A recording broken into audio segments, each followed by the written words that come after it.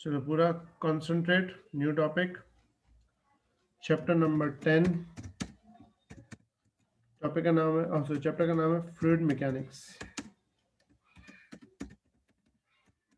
या mechanics of fluids. जैसे हमने सॉलिड्स के बारे में पढ़ा था चैप्टर नंबर 9 में, वैसे यहाँ पे हम फ्लूइड के बारे में पढ़ेंगे।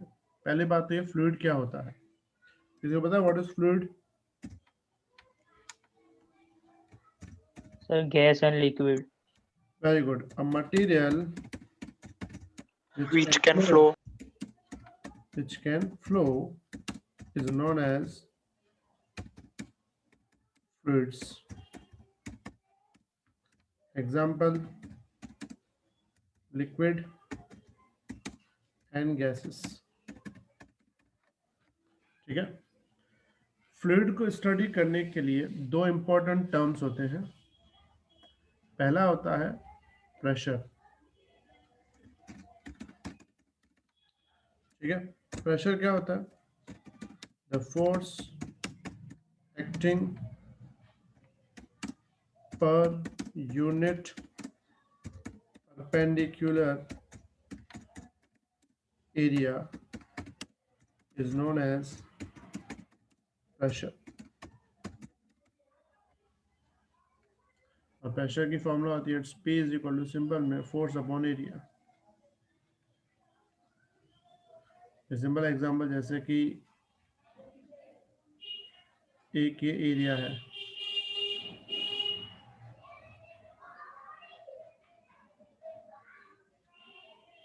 ठीक है, और हम लोग इस पे फोर्स अप्लाई कर रहे हैं परपेंडिकुलर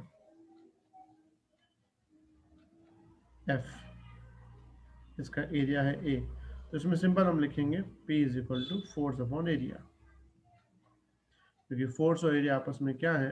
परपेंडिकुलर। लेकिन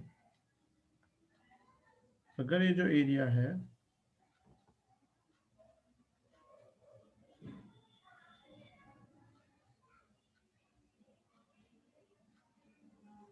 और उसमें अगर फोर्स किसी एंगल पे है, टेढ़ा फोर्स है थोड़ा सा, तो सिंपल बात है उसके मिलेंगे दो कंपोनेंट्स, एक परपेंडिकुलर एक पैरेलल। समझो थीटा यहाँ पे है, ये कंपोनेंट कौन सा बन जाएगा? F cos cos theta. theta. ये कौन सा बनेगा? F sin theta. तो प्रेशर में हम कौन सा कंपोनेंट लेंगे? जो परपेंडिकुलर होगा। तो यहाँ प्रेशर की जगह यूज क्या करेंगे? F cos theta upon area. आई बात समझ में बेटा? Clear everyone? Yes sir. Unit जो होता है वो होता है इसका न्यूटन पर मीटर स्क्वायर या फिर पास्कल। Pascal. Pascal. न्यूटन पर मीटर स्क्वायर या फिर पास्कल। इसके और भी यूनिट होते हैं, जैसे तुम्हें एक याद रखना होता है 1 बार। 1 बार होता है 10⁵ पास्कल। याद रखना 1 बार कितना होता है? 10⁵ पास्कल। इसके अलावा एक और यूनिट हमने चैप्टर नंबर 9 में पढ़ा था, 1 ATM। ATM. किसी को 1 ATM क्या था? 1.013 is to 10⁵. Bar. 1.013 10⁵ पास्कल या बार बोल सकते हो। ठीक है। अच्छा, इसमें एक और यूनिट होता है 1 टॉर, वो होता है 133.32 पास्कल।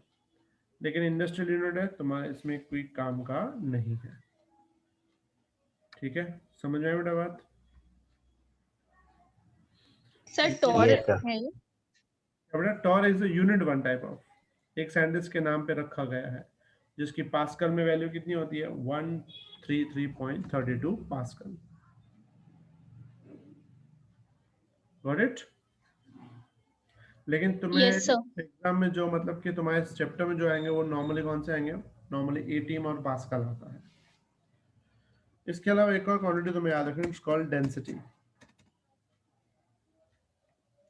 तो तुम्हें पता है डेंसिटी एक्चुअल क्या होती है? Rho is equal two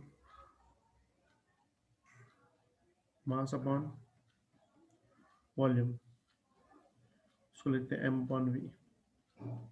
unit क्या है इसका? किलोग्राम पर मीटर क्यूब इन SI। दूसरा होता है ग्राम पर सेंटीमीटर क्यूब इन CGS। बता सकते हो 1 ग्राम पर centimetre cube how many kilogram पर मीटर क्यूब? बोलो। 10⁻⁷ नहीं बेटा, अच्छे से, जल्दबाजी नहीं।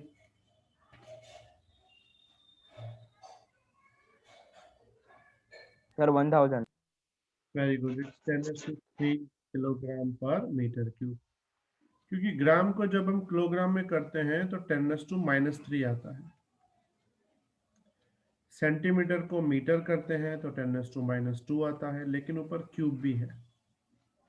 तो ये 10⁻³ ऊपर है, नीचे हो जाएगा 10⁻⁻6। -6 ऊपर जाएगा तो +6 हो जाएगा, और 6 - 3 हो जाएगा 10⁻3। समझ में आई बेटा बात? Yes sir. Yes, sir. दूसरी बात, density of water 1000 at 4 degrees Celsius, at 4 degrees Celsius। वैसे याद रखना, वाटर की डेंसिटी 4 डिग्री सेल्सियस पे मैक्सिमम होती है, और कितनी होती है? 1000 किलोग्राम पर मीटर क्यूब, या फिर 1 ग्राम पर सेंटीमीटर क्यूब। क्योंकि वाटर ही ऐसी चीज है जिसकी हमने तीनों स्टेट देखी हुई है, सॉलिड भी, लिक्विड भी, गैस और भी। गैस बाकी किसी भी ऑब्जेक्ट की हम तीनों स्टेट नहीं देख पाते हैं नॉर्मली। दूसरा, यहाँ पे एक और टर्म इंपॉर्टेंट है, it's called relative density. Sir alcohol की नहीं हो सकती तीनों स्टेट? क्या नहीं हो सकती? अल्कोहल की तीनों स्टेट हो सकती है? देखी तो लिक्विड तो सबकी, हाँ, सबकी तीनों स्टेट सबकी होती है। मैंने पूछा खाली देखी तुमने कौन सी है। हाँ वाटर की। हाँ ठीक है, अल्कोहल तो नॉर्मल दिखता नहीं, ड्राई स्टेट अपने बेटा, राजस्थान। हाँ सर। रिलेटिव डेंसिटी, या इसको एक और नाम देते हैं, और स्पेसिफिक डेंसिटी, या एक और नाम देते हैं स्पेसिफिक ग्रेविटी।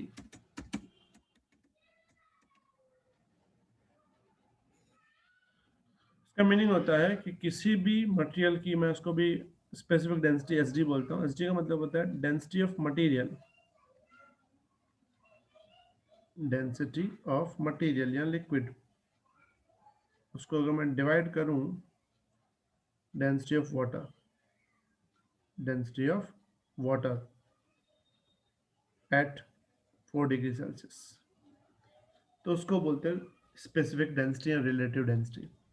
मतलब किसी भी मटेरियल की डेंसिटी को अगर मैं वाटर की डेंसिटी से डिवाइड करूं, उस रेशियो को हम नाम क्या देते हैं? Relative density. जैसे कैरोसिन की रिलेटिव डेंसिटी है 0.8, कैरोसिन की रिलेटिव डेंसिटी कितनी है? 0.8, तो ये होगा 0.8। और मटेरियल हो गया kerosene divide by water, water की होती है 1000 इंटू 0.8, इट बिकम्स 800। मतलब कैरोसिन की डेंसिटी वाटर से कम है, इसलिए कैरोसिन पानी के ऊपर फ्लोट करता है। समझ में आई सबको बात बेटा? Clear? Yes sir. Yes sir. लिख लो पास, लिख के मैसेज करो पास।